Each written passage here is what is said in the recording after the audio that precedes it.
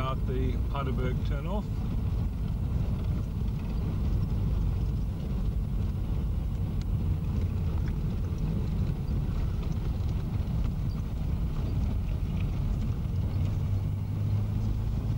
And in we go.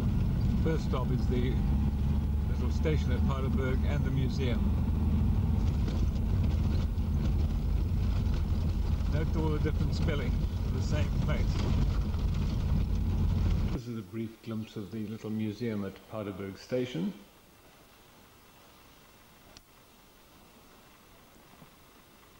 It's in very good order, very well kept.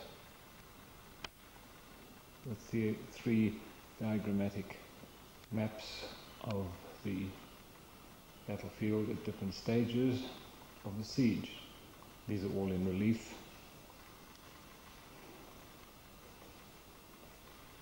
The visitor's book.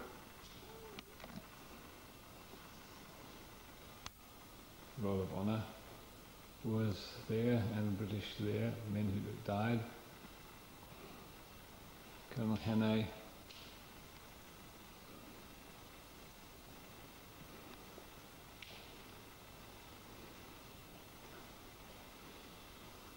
And the request to kindly switch off the lights before leaving.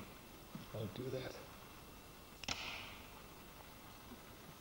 On the veranda is one of the water tanks that was abandoned by Cronje when the laager was surrendered, full of shell splinter holes. This was used for storing water for the Boers inside the garrison.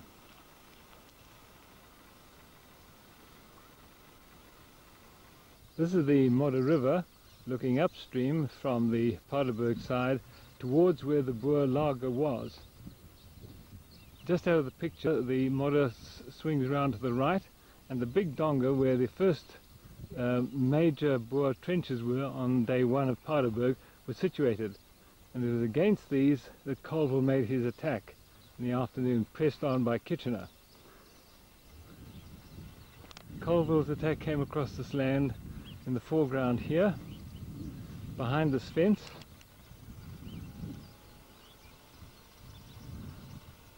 And these fields towards that position, but they never made it. And the Canadians and the Northamptons took very heavy casualties. The point where the Modder River swings around to the right, and 100 years ago there was a deep donga running up in this direction.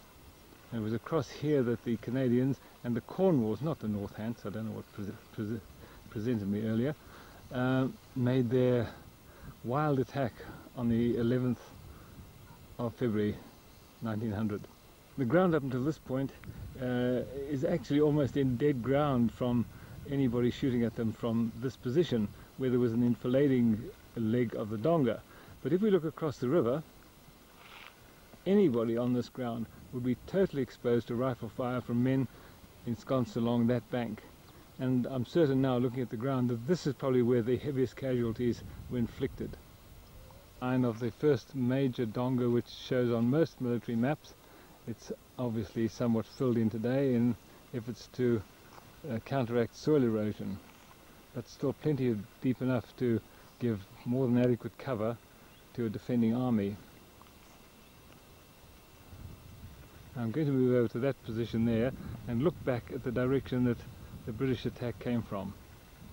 West up the donga, you can see that the depth here is still probably 8 or 10 feet below the surface of the surrounding lands. To see an approaching enemy, we'd have to come up here, at least to this height here. And if the grass was anything near this length at the time of the battle, anybody could approach this point to certainly within a couple of 100 yards before he was seen. Moved about 20 meters in front of the donga, and standing up you can now see very much more clearly, very much further. But it still is very much apparent that the Boers on the other side of the Modder River were in a far better position to defend this donga from approaching troops. This is looking southwest towards the Modder River and the donga towards which the Canadians and the Cornwalls were attacking. We follow the line of the river down to this hill in the distance, which is called Oskop or Kitchener's Hill. And this is the one that was occupied by De Wet for 3 days while he attempted to figure out some way of getting Cronje out of the river. We're now approaching the area of the Canadian attack on the 27th, the morning of the 27th, when they made their night march and approach to the final Boer trenches. It was at this point that they were suddenly fired upon at very short range, and 4 of the 6 companies retired in somewhat disorder. The other 2 remained at their posts, poured fire in onto the Boer laager, and within an hour the whole laager surrendered.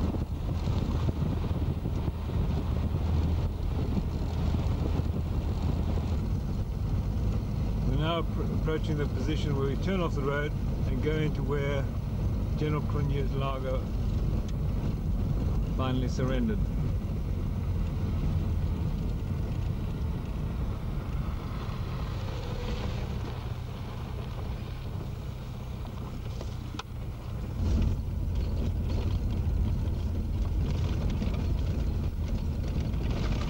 The Modder River, and it was along both banks here that Cronje's laager was established, with a lot of burrows into the banks to protect the burghers and their families that were here from the very heavy shell fire from the British.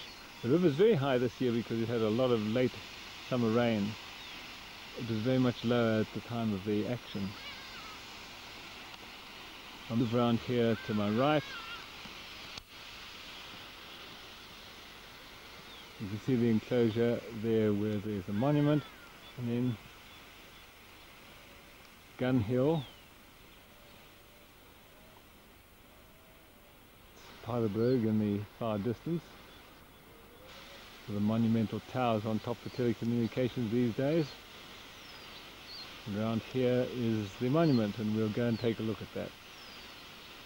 The monument lists the names of all the burghers who were killed in action here or who died from their wounds. And this shows the other 2 faces of the monument. It is the British military cemetery at Vindusy Drift, or some people call it Volverkuil.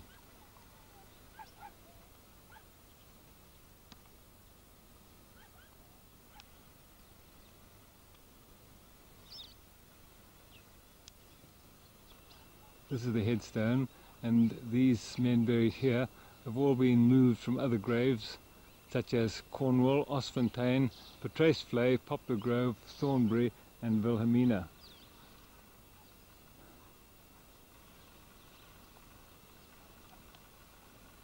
This is the reverse side of the monument.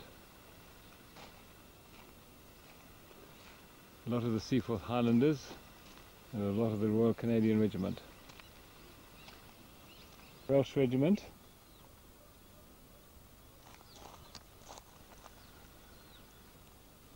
men of the 1st Battalion West Riding Regiment who died at Paardeberg between the 18th and the 26th of February. Go and have a look at Colonel Hannay's grave, and this is just to line it up. This is the gate to the main Paardeberg cemetery, and we cross the road and there's this little gate in the fence. And behind that bush you can probably make out the solitary isolated grave where Colonel Hannay met his death in a suicidal attack to prove to Kitchener that the orders that he'd given to him would have wiped out all his men. A soldier's protest. Comes over me, my rest a stone, in loving memory of Colonel Ormley Campbell Hannay, late of the Argyll and Sutherland Highlanders, killed on the spot while in command of the 1st Brigade Mounted Infantry, 18th February 1900. Because he was so far in advance of the British lines, his body lay here until the 27th of February before it was recovered.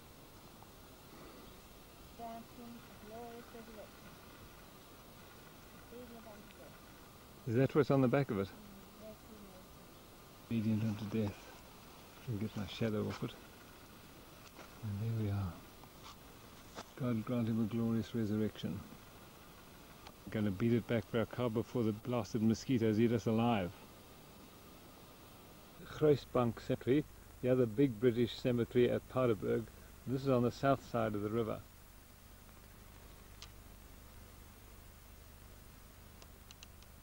Against the foot of Signal Hill. This is in a beautiful setting, and I'm moving round in the direction of Cronje's laager,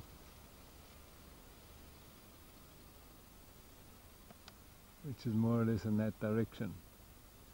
I'll keep going round so you can see where Paardeberg is in relation to me. Downhill, and Paardeberg itself. I can't mask the sun. This is to the Duke of Cornwall's Light Infantry, Colonel Aldworth, and all the other men who died at the same time as the Canadians did on the 18th of February 1900. Sad grave to a young New Zealander, the Second Lieutenant Arthur Cormac Neve, 22.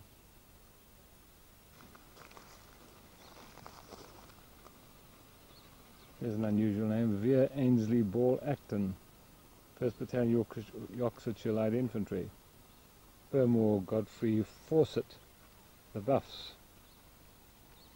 Gideon James Grieve, New South Wales Permanent Staff.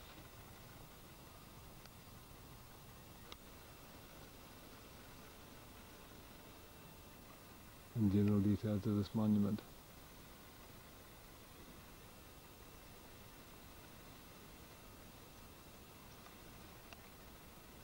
Curry, Gunner Muller. Down here, Royal Australian Army, Lieutenant Grieve.